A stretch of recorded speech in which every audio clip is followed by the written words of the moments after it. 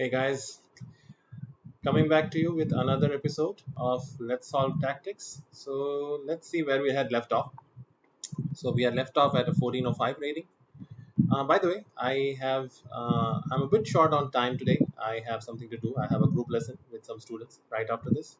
So I have around 40 minutes, which should be enough time, but we will try to see how much I can do trying to solve quickly. Okay, white to play. Black has just moved his knight to f4, threatening a mate on g2.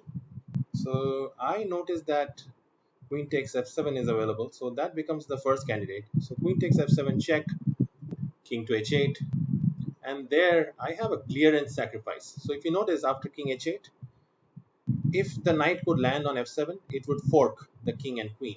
The problem is our own queen is on f7, so we can take the rook with check. He's forced to take back, and then we have knight f7 check, king g8, knight takes queen. And overall, we have won rook and a pawn in that sequence. So here we go. Fork, take the queen. Okay, let's keep going.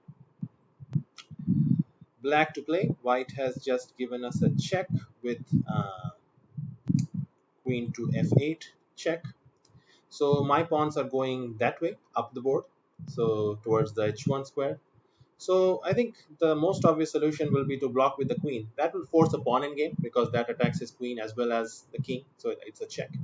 So after queen takes e7, king takes e7.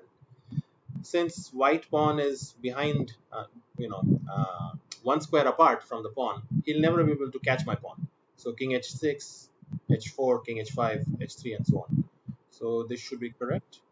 Take, and now we just make a new queen. Okay, let's keep going. Okay, black to play. Go ahead if you would like to pause. White has just moved their bishop to d2 in response to this check. So what I notice is we have our own queen hanging. We can take his queen. So there is a lot of stuff that's hanging. What's the material? Material is right around equal. I think we are one pawn down. All right. Yeah. So we are one pawn down. Okay. So I think something associated with taking their queen has to be the answer. But how do we best negotiate that? Is the question. Okay. Okay. So since our own queen is hanging, I think we want to resolve this situation. So, and also our bishop would be hanging if we just take the queen on c7 because the knight is holding the bishop. So I think we can start with bishop takes d2 check, and then he can respond by capturing with the king or the knight. And in either case, I think I go ahead and take his knight on e2 with my queen with check. So now, however white recaptures, I will take his queen. And what I have done in the process is I have managed to get a knight for my queen before capturing his queen. So take, take, take, and we emerge ahead by a piece. Okay. Okay, black to play. Go ahead if you would like to pause your video and solve yourself. Okay, so his king looks very open.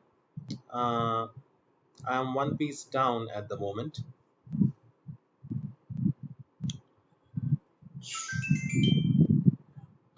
What else? Knight f4 looks very threatening in a real game. Uh, that should be considered because knight f4 threatens queen g5 followed by queen g2 checkmate. So what would he have to do to respond to that? Of course, he can sacrifice his queen, take my knight, but then I'm winning. So maybe king h1, trying to play rook g2. So if king h1, I may have queen h3 there. So the point of queen h3 versus going to g5 is uh, I'm threatening queen g2 checkmate, but I'm also threatening the rook as well as threatening the f3 pawn. So if rook g1 after queen h3, I can take on f3 and he'll be forced to block with his rook, and I'll checkmate him. Any other moves other than knight f4? I don't see it, so I'm gonna go ahead. Okay, and now I believe queen h3, a double attack on the f3 pawn and g2 square and the rook. So a triple attack. Queen h3 should do it. Let's see. Let me make sure there is no clever defense. I'm threatening mate. He really has to play rook g1 or take my knight. So yeah, and he takes the knight. Okay, let's keep going. Excuse me. Black to play. Go ahead if you would like to pause your video. Again, I think this one is about the king. We have a lot of forces. So the rook, the queen, the bishop around his king side, and he has a lot of light squared weaknesses. So you see the squares f3, h3, they're all weak. So based on that, there is a typical combination. So I'm thinking queen takes h2 check. If he goes to f1, I checkmate him with queen h1 mate. So he must take, and I go rook h5 check. Once he goes back to h1, I checkmate him. Sorry, g1, I checkmate him on h1. So check, check, and mate. Okay, let's keep going. Okay, black to play. White has just moved their rook to c7. Okay. Uh, so of course, the queen is attacked, but also there is this bishop takes e3 check available, which will force his king to go to f1, and then I have queen h3 check, and that is mate, right? Yes. Okay, so I'm gonna do that.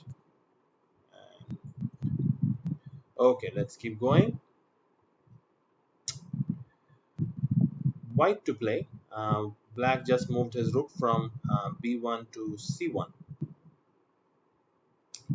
So this rook out here is kind of hanging out by itself, and also there is this alignment of the king and the queen. So these are the few things that I'm noticing. What else? There is an advanced passed pawn that I have on b6. Not passed pawn, sorry. It's not passed, but it could be, maybe, at some point. Uh, Really, those are the factors. Also, the rook is looking at f7, so some queen f4 kind of moves. Okay, queen f4 actually looks very interesting because it hits the rook on c1. So queen f4 also threatens mate, by the way. So let's say a move like rook c2. I have queen takes f7 followed by queen g7 mate. So queen f4, I'm threatening mate and I'm threatening the rook. So he can of course sacrifice his queen, or he can defend by some piece, and I'll take the rook. I don't think, okay, d4 check has to be considered, I guess. So queen f4, I let his pawn be pushed forward with d4. Uh, hmm, I think at a minimum I could just go to h3 and the same threats remain. He doesn't have any good checks anymore, and I am still threatening the same checkmate and the rook. So I'm going to play that. Yeah, okay. Okay, let's keep going. White to play. Black has just captured our knight on d5. So of course my eye is drawn to the fact that I can take his rook with check, but I don't think we should hurry. We should never hurry. So bishop b5 check also looks interesting. He'll be forced to either go to f8 with his king, in which case queen takes h8 is mate, or he can block with either his queen or bishop, again, in which case queen takes h8 is mate. So that looks correct, throwing in this check first before capturing his rook. Okay, let's keep going. Black to play. White has just moved their bishop to d3. So I notice the fact that my bishop on e7 is hitting their bishop on a3, and there is a queen a5 check available. So I don't think queen a5 check right away wins anything because he can block with b4 and I'm forced to move my queen. But if I take his bishop on a3 first and he recaptures with the knight, then queen a5 check forks the loose knight and the king. Is there anything else better than this?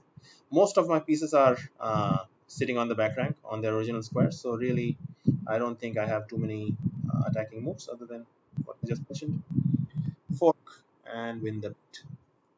Okay, with that, I have reached 1503, 1500, and this was a short video, and you could see me trying to rush it a little bit. I hope that didn't take away from your viewing experience. You can still hopefully learn something and enjoy. I'm going to actually stop the video now since, as I mentioned, I have something to do. But I will see you in the next video. Bye, guys.